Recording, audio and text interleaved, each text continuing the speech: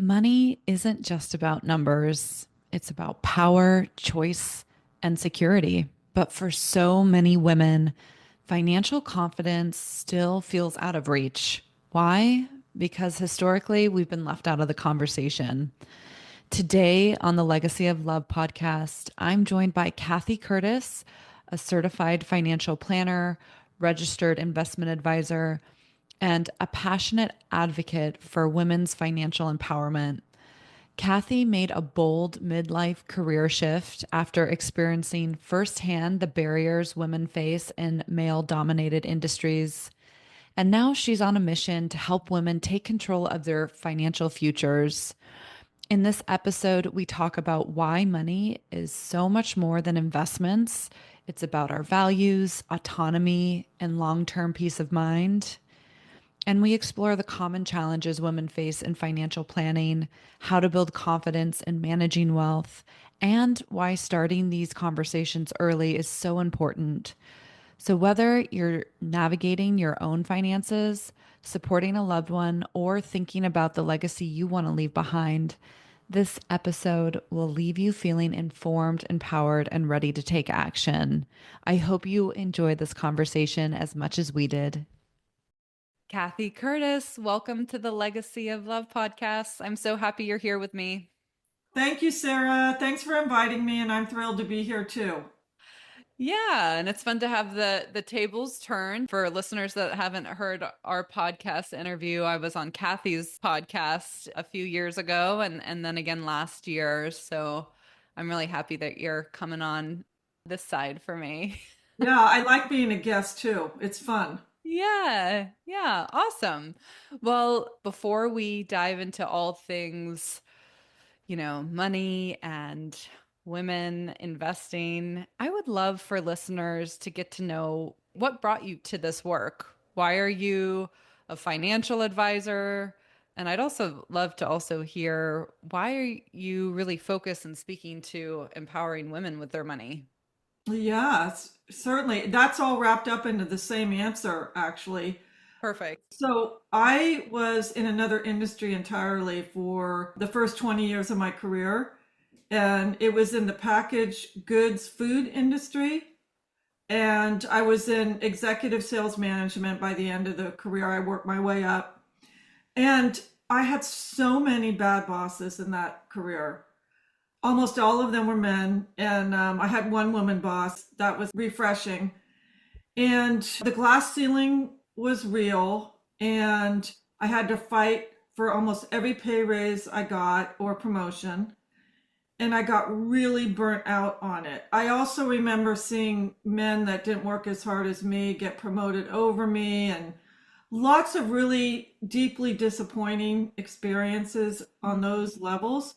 Mm. So, and at the same time, my hobby and passion on the side was personal finance and investing. I think I got the bug from my dad. He was a businessman. And also, I was raised in a community of families that had more than my family. And I think it got me thinking about what there's more out there, and I wanted it. And so, just a combination of background experiences, I got interested in building wealth. And so, on my own time, I studied personal finance and I started to invest. Fast forward, by the time I got so tired of my career, I decided I wanted to be a financial advisor. I made a complete career shift into financial advising. And now, Wow. fast forward 20 years later, it was the best thing I could have done for myself. It fulfills so many of the things that make me happy, like autonomy, independence. I'm my own boss. I'm doing something I love and that I find stimulating. I get to work with the clients I want to. I could go on and on. Oh, that's awesome. I feel like we know each other really well, but I love that I did not know that story about you.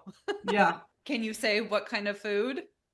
Oh, it's all kinds. I sold Classico spaghetti sauce. I don't know if you remember that. It Yeah. was the first truly authentic bottled spaghetti sauce out there. That was what I did, the big rollout into Northern California with that one.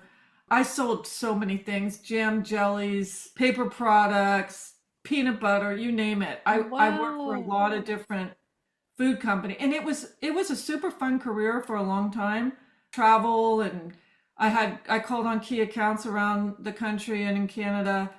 Gave me a lot of experience, a lot of sales and business experience, which has done well for me in my new career. But there were so many negative things about being in corporate America in general that Yeah. I'm glad I got out of it when I did. It was a gutsy move because it's not easy to start your own financial advisory practice. Yeah, no, not at all. Oh, I love Yeah, that. I know yeah, personal finance is, also kind of the thing in the background of what eventually led me to the work that I do because I also personal finance is just a personal interest, and hobby of mine long before I knew, about the profession of fiduciaries. yeah. So that fits in perfectly for you. Did you have any top favorite books early You on? mean back then, early on? Yeah, yeah. Well, oh, I don't even like bringing up her name because her personality is so obnoxious. But of course, Susie Orman was huge in Yeah, those yep. days, and I like her message though. She's Oh, very strict about money in a lot of ways, but I think a lot of people need to hear the things that she has to say. yeah. So she was a big one. There were some women in the industry that like started brokerage firms that I really admired. I'm not recalling their names now, but there wasn't that many role models though. There really aren't. I mean, even now, Even there's, now, yeah. I mean, of course, I think probably me and you are following along to the few, and thank you for being one of those voices. yeah. I mean, I But that's know a not lot the of it's them. not the standard. And I think that that's really why I wanted you on the podcast. I've already heard from my listeners, you know, where when we're thinking about estate planning, some of my listeners are really thinking about their parents and like, Yeah. oh, my dad's in worse health than my mom, kind of anticipating what it's going to look like once mom, is a widow and dad's passed and mom's never managed, finances. And to be honest, this was not on my radar at all because I think I'm similar like you. I love personal finance. I'm a millennial. And also in my practice, I'm finding more and more either couples coming to me that are both actively engaged in managing their finances, or I also work with a lot of solo agers, and a lot of them are women. And so they're, it's just them doing everything. But this is absolutely still, I think, more of the common narrative of women, kind of outsourcing this to their partner. And Oh, statistically, absolutely. right? Statistically, I think we outlive men by 5 years. Yeah. It's not only older women that outsource to the men in their lives. There's been studies that the younger generation of women are doing the same thing. In fact, I did a workshop with a bunch of professional women, doctors and attorneys, and they admitted they all have kids, so there's a caveat there, but they all admitted that they let their husbands do all the financial planning and investments. And these are very educated, smart women that didn't even really know what a Roth IRA was. And this was Wow. recently. Yeah. Wow. So Yeah. it's And in not the Bay just, Area, was it local? yes, Yeah. Yeah. yeah.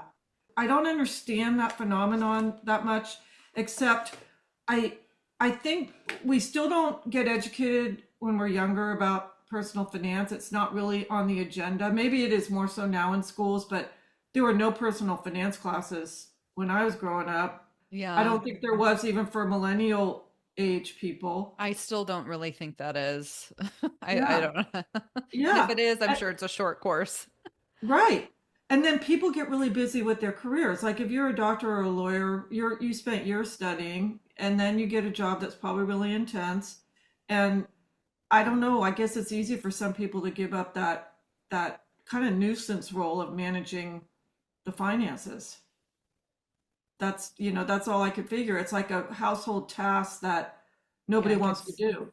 Yeah, and I could see, I mean, just even being in kind of that messy middle phase of life where it is a lot, right? Yeah, you have a young It's a 2 year lot. old, so it's a lot. The business, a 2-year-old, yeah, everything. Yeah. For me, I'm still involved. But Well, because you love it and it's yeah. an interest of yours. And speaking of agers, I know you and I have both talked about we both work with a lot of solo agers. Luckily, they find their way to professionals like us that can be their partner because that's the biggest challenge with solo person, especially a woman who doesn't have anybody to run decisions by. And if they're not deeply interested in it, how are they going to manage their money and make sure they have what they need and they have the right plan in place, the right estate plan, all those things, unless they have someone to help them? I mean, I couldn't agree more. And I think, I can't remember what I listened to, but I remember hearing kind of like the analogy of, if you're training for anything, whether it's a marathon, you want to have a coach by your side. And even Vanguard, I know, has done studies where, they're all about index funds and you don't necessarily need to have an advisor to work with them, but those that do work with a financial advisor do get more returns.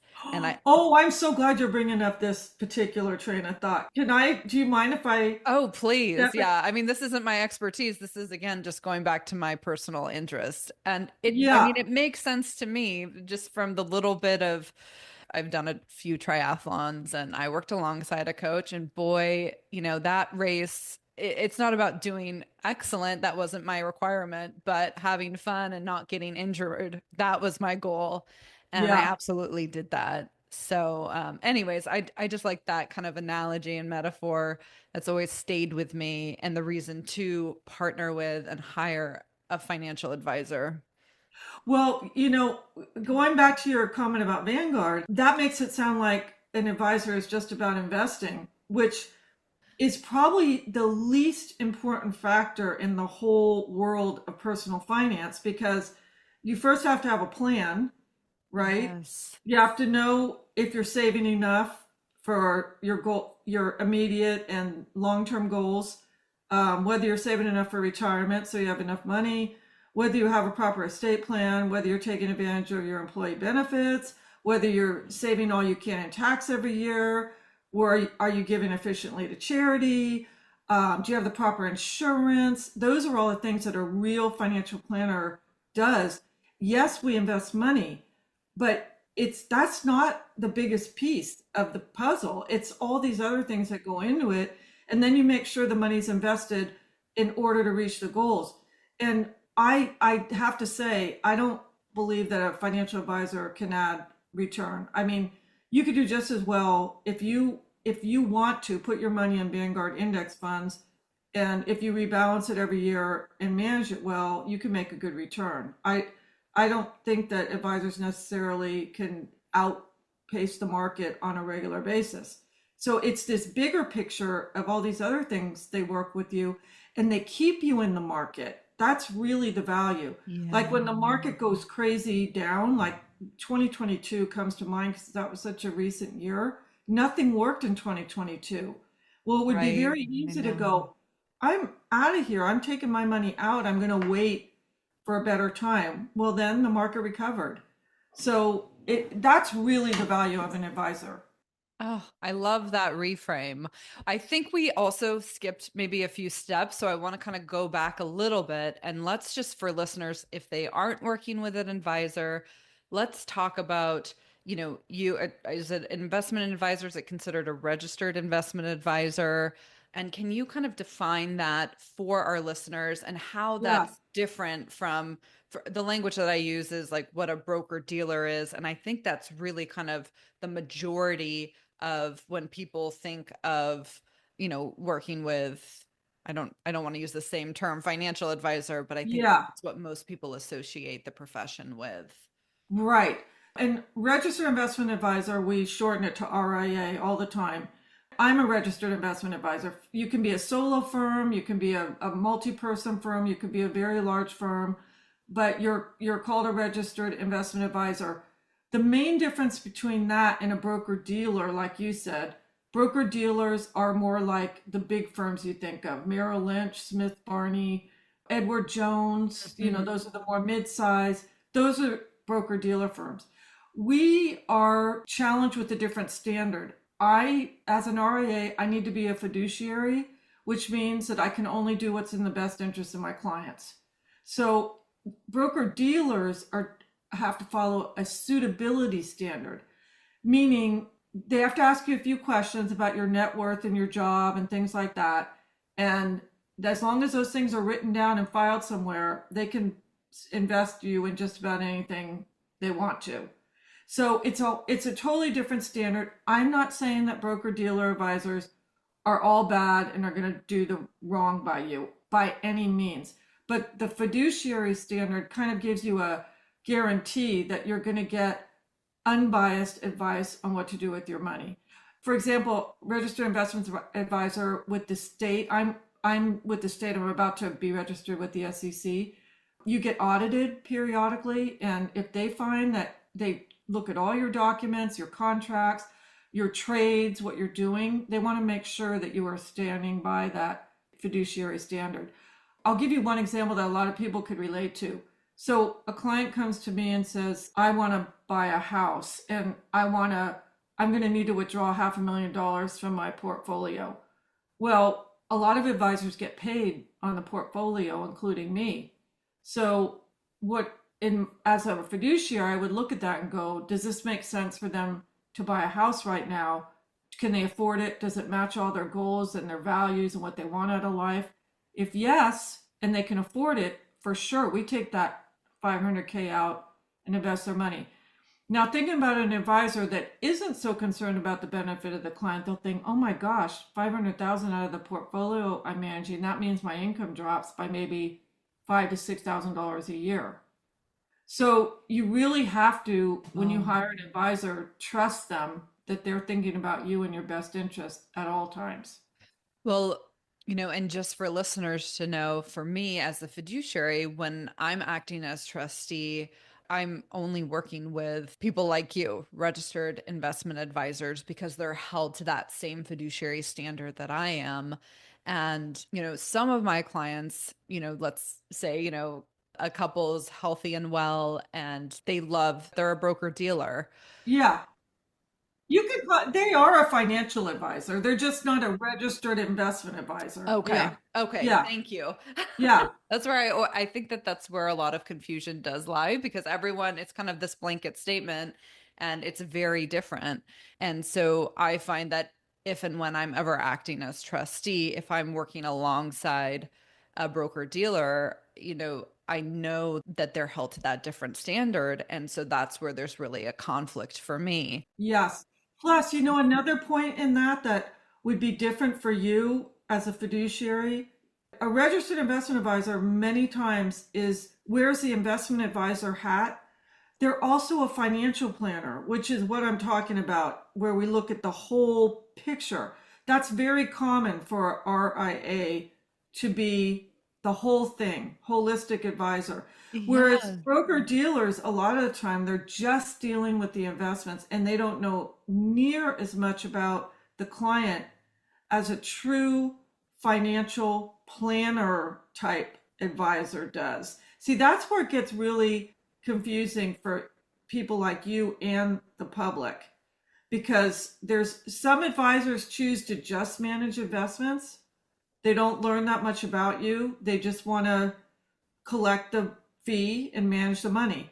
Whereas other advisors are dedicated to this, get to know you really well, know your goals, timeframes, and then invest your money according to that. And those are the fiduciary advisors. And that's really the standard that I'm used to working with. I mean, especially for my clients, because I don't know if you know this, but I would say over half of my practice is special needs trusts. So when Yes. I'm acting as trustee, I'm working alongside my beneficiary, and their life is very, looks very different and unique and complex. Some are on public benefits. I would say most are, but not all of them. And then a lot of times there's need, whether it's caregiving, whether it's a case manager, but there's this financial need. And typically they're much younger. So we need to project out and plan and make sure that these funds last their lifetime. And so Right. that's where partnering with, a financial advisor, especially from this planning perspective, to me is just so crucial and important because I want to make sure that I'm doing everything, but this is not my level of expertise. So, Yeah. you know, And that kind of advisor will know everything. They'll know if there's a mortgage, if there's a reverse mortgage, are they overspending? Do they have debt? They'll probably know the other family members and all, so many things. I mean, I know so many things about my clients. It's like, know your client. It's really, because that's really the only way you can help somebody. oh, I couldn't agree more. I mean, and I think, would you say that you meet with most clients? Is it quarterly or once a year, twice a year? It kind of depends. No, I have a process 2 times a year. I Okay. always update the entire financial plan once a year, and then I do deep dive into tax. I'm not a tax accountant, and very few RIAs do tax, but I do tax planning prior to year end where it's valuable. So that's 2 meetings, and then in between, if an emergency comes up, of course I'm available. They contact me. We could set up a Zoom or a phone call, and I can help through the little financial things that come up throughout the year. That makes sense. Yeah. And I think, well, so much of this podcast, and I think a lot of other professionals are tuning in. What I'm finding, and I know estate planning is not totally your wheelhouse, but I think that that is connected, where Oh yeah. I'm guessing you're asking, do you have an estate plan in place? Are you asking for documents up front? Oh yeah. Yeah. I asked first, the first question is, have you done any estate planning? And most of the time I find, well, I'd say it's 50-50. Some have nothing. Some people have done no estate planning, not even healthcare power of attorney or financial power of attorney. Others have done it, but when did you last do it? Oh, I'd say 10 years ago, and they don't look at it. So Yes. that's why I ask, because I want them to look at it and review it and make sure it's what they want now. And if they don't have it, I immediately start badgering them to get it done. Yeah. And I'm assuming for those that don't have it too, you're potentially sending them referrals to estate Yes. planning attorneys in their area and Yes, and yeah. there's two ways someone can do an estate plan, and this is so controversial with estate planning attorneys. For the more complicated cases, I always recommend an estate planning attorney. For simple estates, there are resources available to financial advisors where you can get a really good estate plan done with good documents for a much lower fee. Oh, Now, interesting. I didn't know that.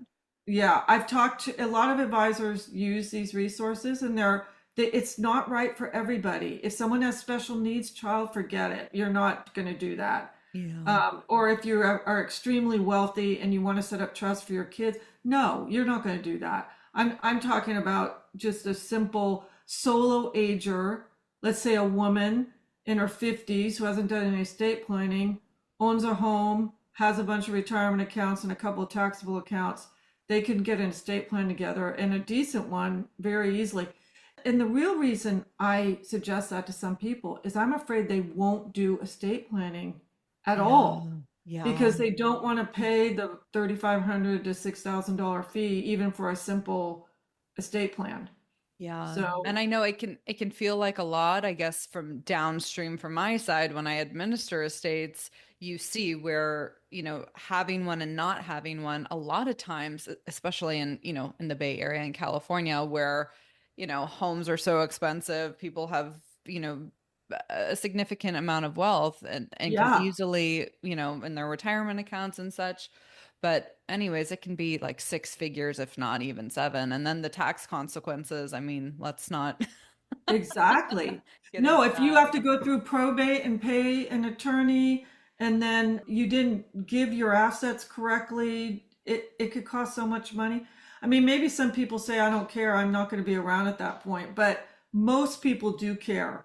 And the other thing with having a proper estate plan, you save your heirs so much angst and hassle and Yes. time and money. Yeah, I actually, I rarely administer estates. I really prefer just wearing the trustee hat and working with my clients privately, but I did have a client that passed and she only had an estate, a will. And anyways, Cathy, it's been over 2 years and her estate has not been wrapped up. And if Yeah. she had just drafted that one document with her attorney, things would have been wrapped up in less than a year. It was really that simple. There was no real estate. There was one retirement account, one investment account, and one checking account. And because of the Yeah. courts and the delay, it unfortunately has taken this long. So Exactly. And think about, I don't know if there's heirs involved, but or charities, but it's um, all going to one charity. Yeah, and she was always very clear she didn't want any of her money to go to her family. She was estranged. And so, yeah, even with that, I mean, it's less money going to the yeah, charity. It's just really, exactly. going to administrative fees, court Right. fees, attorney's And people fees. don't want that. They want the money to go to where they wanted it to go to. And it's really not that hard to get it planned. And I think people get freaked out over the whole notion of doing an estate plan, you know?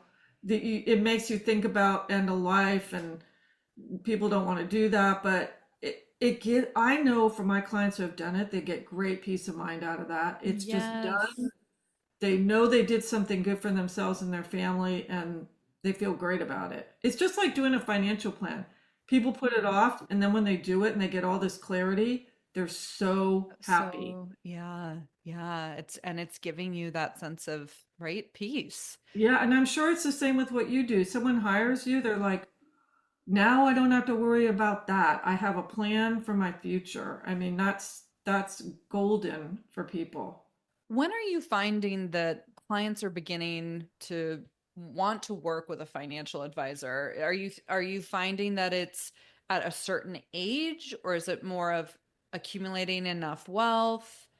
Yeah. I'm sure it all depends, but I think maybe hearing, some examples of just the clients that you're working with and what those trigger points have been might also help listeners know, if maybe reaching out to you or Yeah. someone. Oh, it's a great question. I recently taken on a few clients, so I'll just briefly go back and say what prompted them. I think that would be helpful. Yeah. So one is a extremely highly paid executive who has never had a financial plan, an investment advisor, or an accountant. And Wow. she realizes that she's probably making some mistakes, true, and leaving money on the table, true, and in ways like not saving tax where could be, investments that aren't diversified, things like that. So the trigger was that she realizes she doesn't want to work as hard as she's been working for the last many, many years, and looking at a shorter runway potentially ahead, and needs to plan for it. So that was the trigger. I don't want to do this for the next 20 years. I'd like it to be more like the next 8 years. So what do I need to do to get there? That's a big one. Burnout on corporate life is a huge catalyst. That makes a lot of sense. Yeah. Then another, inheritance is huge trigger. Father died, inherited money, never has had to manage money before, shocked at how much it was, had no idea. That's pretty common. Really afraid they're going to blow it. So Oh, that's the pain point. Oh my God, this money's precious. I don't want to blow it. I need a professional to help me. That's huge. Another, her husband was managing the money. She's older. He put it in all these weird investments, like not diversified. It was obvious looking at it that it was to get the most income possible.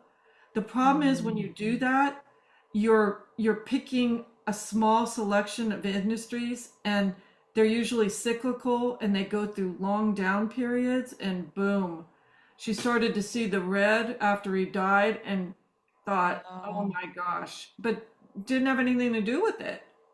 And so she wanted someone to help clean it up and get her back on track. Yeah, that's really helpful. And those are common. Though I would say the corporate burnout, how long do I have to do this for? Is a huge Yeah, I one. know a few people in my life actually where I've been like, I think you need to go work with a financial advisor. Sometimes people think that I'm that, and I'm not. Yeah, but yeah, but you know enough because you're a personal finance geek. You Yes, know, I know enough, but I do stay in my lane, so that's where I always am sending referrals.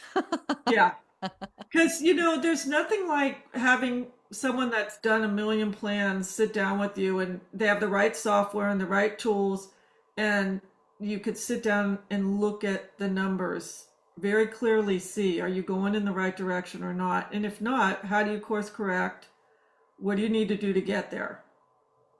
Especially when it comes to wanting to retire earlier, because that means you have to save more and be more intentional about your spending. Well, and even I remember we talked about this a few months ago of just defining what that enough point is. I mean, are you working with clients on even that, on coming up with that Oh, yeah. number? Yeah. Because Yeah. that's hard. Yeah. It Going back really to is. some of my favorite books, I mean, Vicki Robbins' Your Life or Yeah. Your Money was a huge influence in my financial journey. That was And one of the first, we had that in common. I remember we talked about your money or your life. You did it opposite. yes, yeah, You thank said your you. life, but same thing. That was the first personal finance book I ever read. And I think that's what made me want to be a financial advisor. I love that book. It's so smart, We'll about link to that knowing. in the show notes if listeners are interested. Yeah, it's a classic. It's a total classic about spend your money on the things that you value most. Don't waste your money. Enjoy, and that ties in with also the other book that we discussed, the Die with Zero. Die with It's zero, yeah. there's some same themes, not waiting till you're 80 to spend your money, for example, you know, Yes. Yes. which that happens. I see that. Wealthy people, older people with a lot of money who are so used to saving, it's really hard to make different decisions. Like fly first class or business class, forget it. I would never fly business class. Well, why not? It would make the trip so much more comfortable and you can afford it. They just can't do They it. can't do it. Yeah. Yes. And I think that that's, almost like an overcorrecting. I know that's not the majority of people. I think the majority, when you hear the statistics, I mean, what? It's less than half of people in America have $1,000 saved. I know, it's shocking. Yes. So, See, I get skewed in my view because people who come to me generally have wealth or some resources because they can afford to hire an advisor and they're yes. concerned about doing it right. So, but you're right. I read these stats too, and I'm shocked how Yes. little prepared a lot of people are for retirement. I don't know what's going to happen. I think we're probably both in that category ourselves of being like these top performers. And it's important to also be mindful of not kind of overcorrecting, that our Yeah, relationship with money, is not only what we save and invest, but also having a healthy relationship on how we spend money. And I find having like this practice of gratitude and appreciation is very much part of that. And if you, yeah, if you're really only focused on, kind of stockpiling money and really kind of stuck in this, to me it's very much this, I call it like a scarcity mindset. I think that you lose out a lot, especially thinking about legacy. yes, I agree. The people that are like that are going to give a lot of money to the next generation or to charity. So they're going to be fortunate. Yes. I know someone said to me that they tell their older clients that won't fly business class, if you don't, your kids are going to. Yes. Yeah. Yeah. I mean, that's a bit of my family story when my mother inherited money from her parents, because I mean, her mother never spent anything. I mean, really just, and my grandmother was, a product, her parents were in the Great Depression. And so Yeah, she was still hiding. I remember as a kid, she would hide cash in like her underwear drawer, yeah, So yeah. my mom grew up with that. I also same. My parents, I was raised very middle class. I never thought I'd get an inheritance. My parents saved more money than I could ever imagine. And we all of my siblings and I got an inheritance because they didn't spend anything. Yeah. You know, they live frugal. I mean, my mom wouldn't buy herself any new clothes, and she loved clothes, but she just couldn't get herself to do it. So she'd make her clothes, and Wow. yeah. Well, I think that is a piece. What I'm finding is the page has been turning, at least in for people that are personal finance, listeners and buffs. I find that Oh, we're there's having so more, many. yeah, we're having more dialogue around what that enough point is and Yes. reflecting on our relationship with money and wealth. Yeah, it's a lot more healthy discourse now than I think it ever was for decades, and certainly in our parents' age. People talk about money now mainly because of influencers. It's a good Oh, topic. that's interesting. Yeah, that makes sense, right? TikTok thing, and I mean, I know there's so many. I remember there was a huge blogging community about how to save pennies, and these are my hacks and all that. And I'm sure that's flowed over to TikTok and that now. So I think that's a good thing that more people are talking about money. Oh, yeah. I mean, absolutely. Because unfortunately, I think there is still a lot of stigma around, having wealth. Yes. And it is still a big taboo. I mean, of course, there's plenty of people like us having these conversations, but it's not the norm. I don't No, think. not, and a lot of people don't know whether they're going to inherit anything. So Yes. they are afraid to ask their parents if they've done any estate planning. And I think that's a crucial question to make sure that your parents have done some estate planning, and I encourage them to sit down and do it. Ask them. Yeah. Are you even asking clients? I'd be curious of have you had these? Because that's one of my standard questions when clients are working with me. Have you shared this with your loved ones? Like, do they know the plan? And I would say it's kind of 50-50. A lot of them do, and a lot of them don't. And I kind of nudge them in the direction of, at least giving them a sense of also if they're working with a professional fiduciary that I'm going to be in the picture. I'm part of that Yeah. plan, part of that team. No, I absolutely say you should, at the right time and at the right age, you should share the information. Parents are really afraid to do that. I kind of understand it on a certain level because one of the things I see with wealthy people with children, especially teenage to going into the 20s, they're so afraid if their child finds out how much money they are set to inherit that it's going to alter their life choices, like career choices. And that does happen. It Yeah. really does. So there's this fine line. How much do you tell them and how much do you not tell them? It's a real balancing act. And if you do I tell them, agree. how do you keep the other values of, you're going to be happier if you have work you love and that if you're giving back to society or you have a profession, how do you teach them that that is just as important as having money? Like self-pride, all those different things, Oh, of course. self-respect, so that's a hard parental challenge.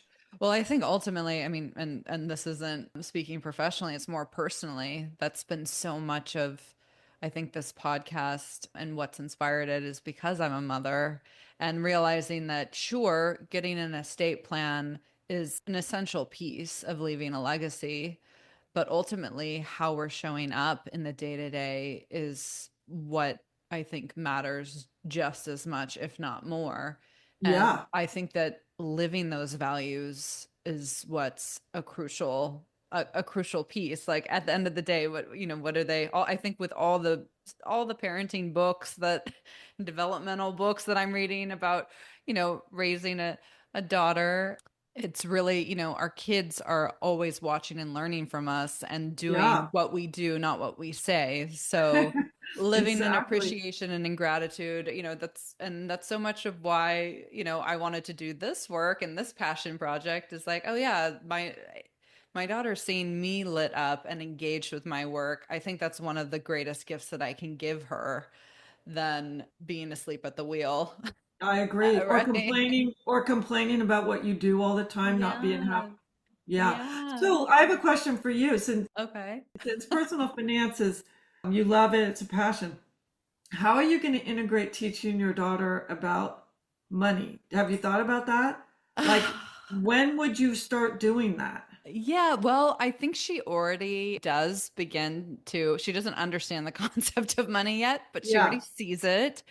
We go to the farmer's market every week. We're walking distance to the Saturday farmer's market, and that's part of our weekly routine.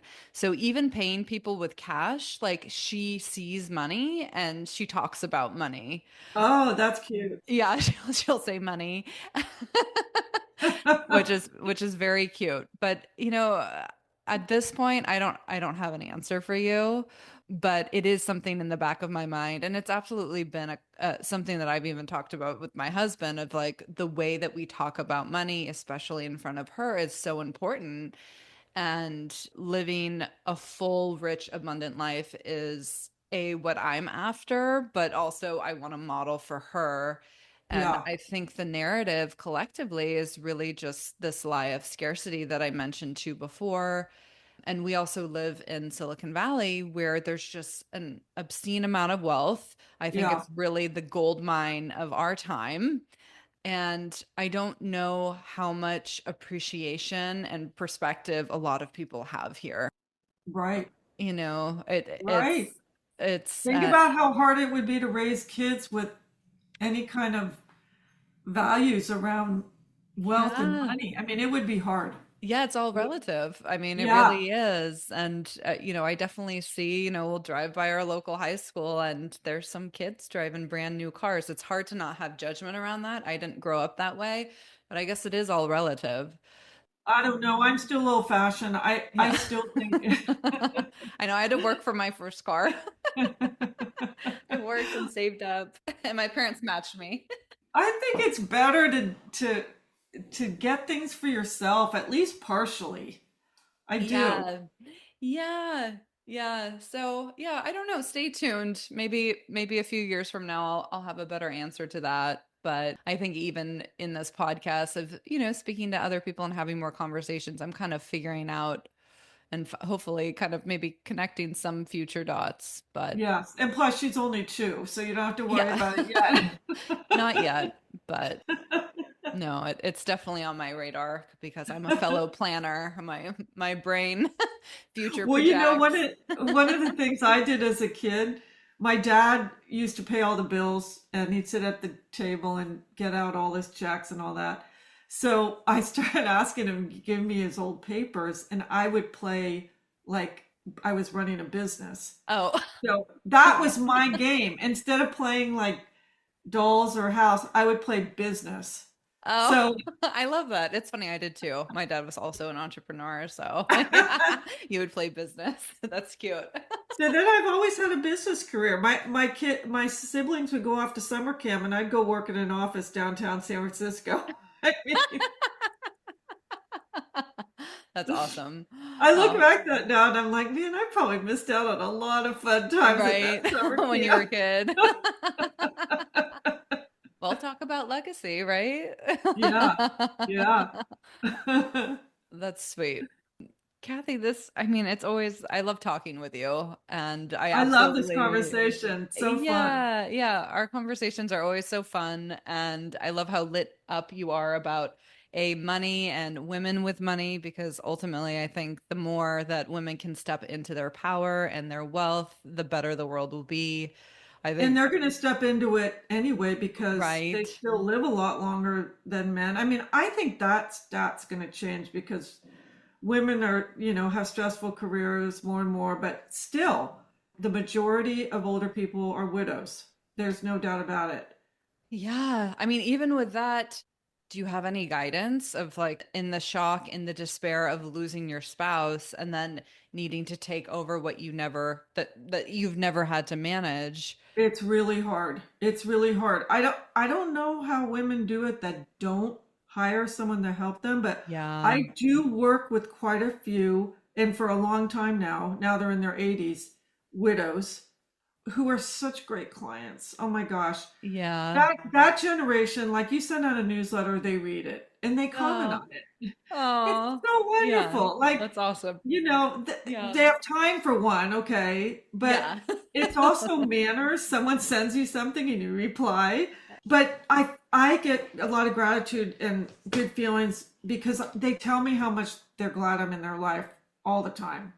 Have you found that since working with you that they're kind of taking more steps on their own path of just financial literacy, or is it still they're completely outsourcing it? Okay, some, yes. Okay. Some are right there with me. They ask really good questions, and they're not just letting it all up to me. But others never did anything with money, and they have no intentions of doing it now. Wow. I really prefer the former where they're Yeah. engaged, but you can't force somebody to be engaged with it at a certain age. I Yeah. try, but Yeah. it's really hard. I say the majority are the other way though. They want to know, they trust you, but trust but verify, which is really the smart way to be at any age. Yes. In Yeah, anything, really. yeah, Yeah. yeah. Yeah. That makes sense. Well, we'll definitely include all the links of where to find you, also your podcast, The Yes, Financial Finesse. yes. There's some good episodes There's there. there's a lot. I know that I've been on a couple times, which was a lot of fun. Oh, can I give a plug for my new Substack? Please do. Yeah, so I discovered Substack last year. God, are you on Substack and reading?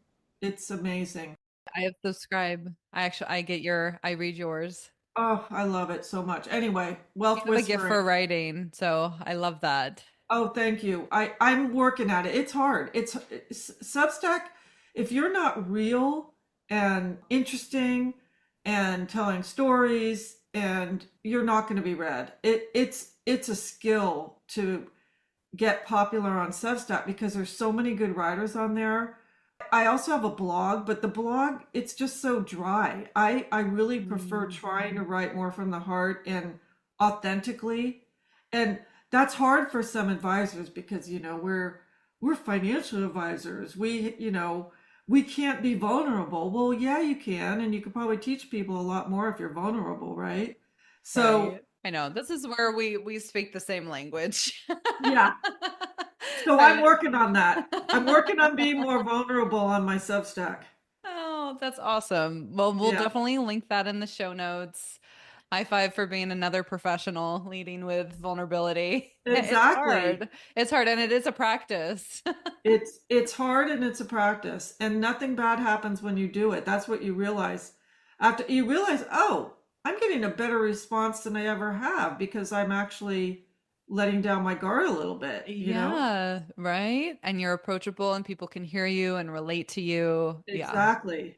absolutely. Exactly. Yeah. Oh, well, I love this conversation. I want to thank you again for coming on the podcast, and we'll link everything that we discussed in the show notes, Kathy. But I just want to Great. send you a big hug. Thanks, Sarah. I wish we lived closer. I'd ask you for a coffee, but I Silicon Valley know. to Oakland, ugh, I that's know, especially at this time. and with a 2-year old. Yeah. Anyway, it was great to see you again, and thank you. I'll look forward to listening to this Yeah, episode. likewise. Okay. Bye. Bye.